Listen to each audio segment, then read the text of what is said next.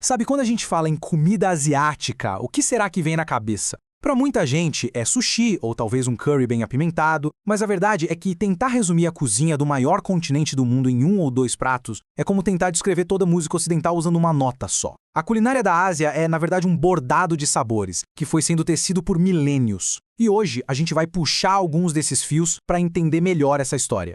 Então, vamos direto ao ponto, né? Será que existe mesmo uma coisa só, um bloco único chamado comida asiática? Ou será que, sem perceber, a gente acaba simplificando demais um mosaico gigantesco de tradições, cada uma moldada por uma geografia, uma história, uma filosofia completamente diferente? A resposta, como a gente vai ver, é muito mais saborosa e complexa do que parece. Para a gente conseguir desvendar essa complexidade, nossa jornada vai passar por 3 grandes eixos. Primeiro a gente começa pelo Oriente Médio, depois vamos para o sul da Ásia e por fim a gente aterrissa no Extremo Oriente. Em cada uma dessas paradas vamos descobrir como o clima e as crenças de cada lugar foram moldando o que as pessoas comem. Bom, então vamos lá, porque a nossa viagem culinária começa agora. Nossa primeira parada, Oriente Médio. Uma região onde o clima desértico e a fé profunda não são só parte da cultura. Eles são, literalmente, os ingredientes principais da identidade na cozinha. Aqui, comer é tanto um ato de sobrevivência quanto de devoção. E olha, para entender a comida, a gente precisa primeiro entender a terra. Estamos falando de uma área enorme, de desertos e terras bem secas, ali perto do Mediterrâneo. Essa geografia toda não é só um cenário, não. Ela dita quais ingredientes vão para a mesa e como as pessoas, por séculos, aprenderam a tirar o máximo de um ambiente que não facilita muito as coisas. E aqui, o clima realmente dá as cartas na cozinha. O trigo, por exemplo, que precisa de pouca água, vira base para pães achatados, para o cuscuz.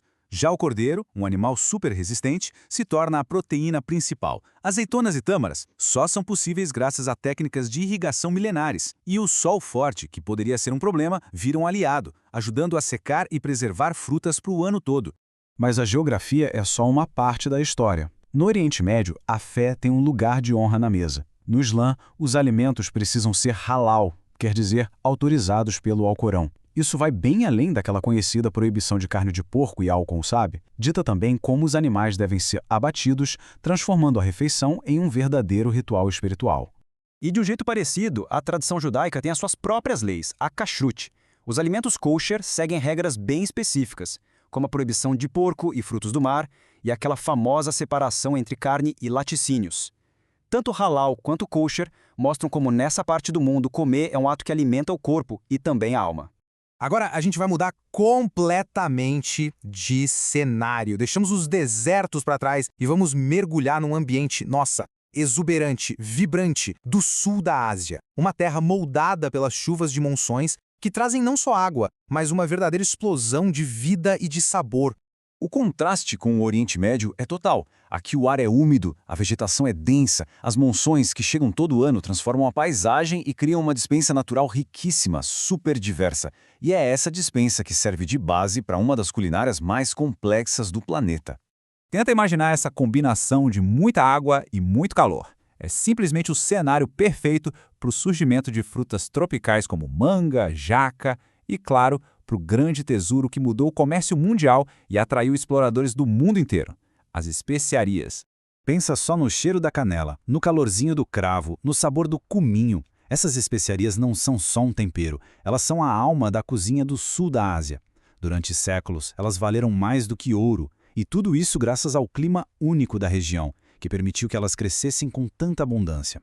E assim como no Oriente Médio, a religião aqui também desenha o cardápio. No hinduísmo, a vaca é um animal sagrado. E isso tem 2 consequências gigantescas da culinária. Primeiro, uma tradição vegetariana riquíssima. E segundo, o uso super criativo e abundante de laticínios, como o iogurte, que é usado para marinar, e o ghee, que é uma manteiga clarificada para cozinhar.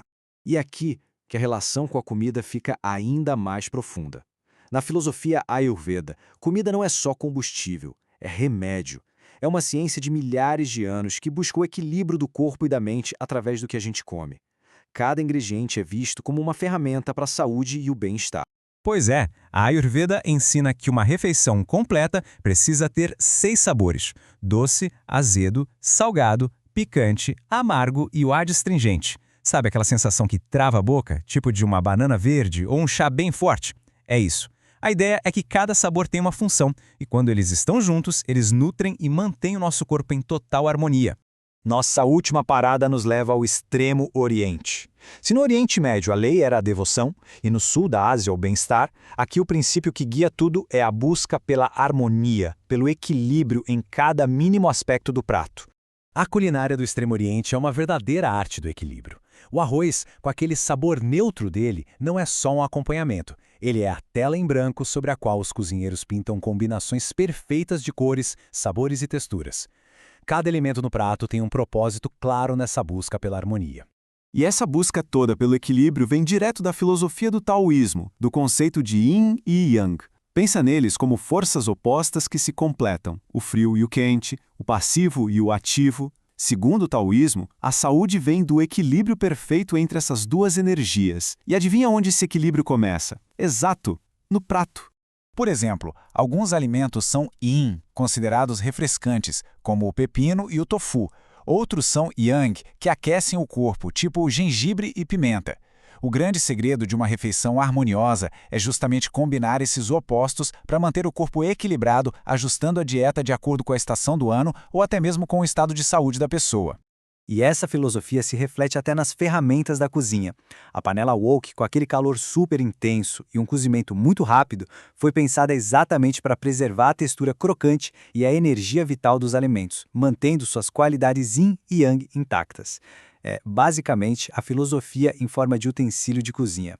Ok? A gente viajou por desertos, florestas tropicais e filosofias milenares. Vimos como cada região desenvolveu uma identidade culinária completamente única. Agora, chegou a hora de juntar todas as peças desse quebra-cabeça de sabores e ver como esses mundos, no fundo, estão mais conectados do que a gente imagina. Quando a gente olha assim, em perspectiva, os padrões ficam claros. No Oriente Médio temos o trigo e o cordeiro, com a vida guiada pela fé. No sul da Ásia, o arroz e as leguminosas, com foco no bem-estar. E no Extremo Oriente, o arroz de novo, mas com porco e peixe, buscando o equilíbrio. São 3 mundos culinários distintos, cada um com sua própria lógica, todos moldados dentro de um único continente. Mas as cozinhas não são estáticas, elas não ficam paradas no tempo. Elas são como organismos vivos, que viajam e se transformam. A história da pimenta é a maior prova disso. Ela nasceu aqui nas Américas, cruzou o oceano com os navegadores europeus lá no século XVI e encontrou um novo lar na Ásia. Hoje é impossível imaginar um curry indiano ou uma sopa tailandesa sem pimenta. A culinária é um diálogo global que nunca para. Então, voltando para nossa pergunta do início, não existe uma comida asiática única. O que existe, na verdade, é um mapa vivo onde cada prato conta uma história sobre o clima, a fé, a filosofia e as jornadas de um povo. Cada sabor é um registro da história humana, uma prova da nossa incrível capacidade de adaptação e de criatividade. E tudo isso nos leva a uma reflexão final. Se a comida é um reflexo tão poderoso de quem somos e de onde viemos, o que será que a comida que a gente escolhe comer todos os dias, com ingredientes que vêm de todos os cantos do mundo, revela sobre a nossa cultura, a nossa história e o nosso tempo? Fica aí a pergunta para a gente pensar.